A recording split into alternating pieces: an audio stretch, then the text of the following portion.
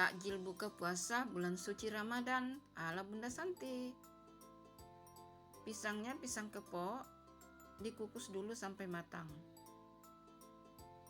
Siapkan flas santan, rebus santan sampai matang. Masukkan daun pandan.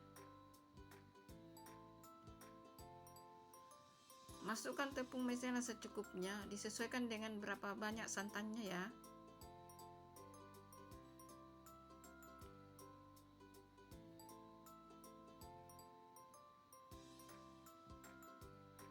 Tambahkan gula pasir 1 sendok makan. Ini sesuai selera ya, karena kan sirupnya sudah manis.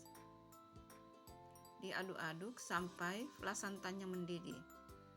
Ini sudah matang. Siapkan pisang palu botungnya. Pisang diiris-iris, taruh es batu di atasnya, lalu siram flas santan di atasnya.